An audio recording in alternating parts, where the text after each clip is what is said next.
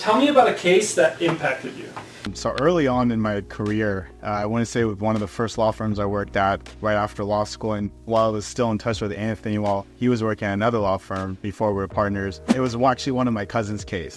One of my young cousins that I've grown up with him, always loved him, respected him, and he got into a car accident, and we finally reached a point of trying to get the case settled. At the time, the attorney that I was working for wasn't doing trials, and she was more focused on, good settlement, get great case value, make sure clients are happy, and then move forward.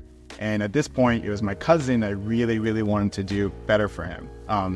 And I realized that the only way to do better, to get more money from my cousin, was to actually litigate the case and go to trial. So ultimately, that case, the motivation I had to just do better for family and do better for my cousin, I contacted Anthony, and I was, very disappointed with what I was doing at the law firm.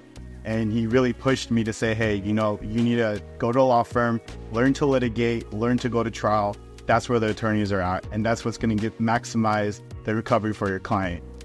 It was because of that case that I quit. And I took that case with me. I went to another firm, which only does trial and litigation. I took my cousin's case there. We did litigate. We did file a lawsuit.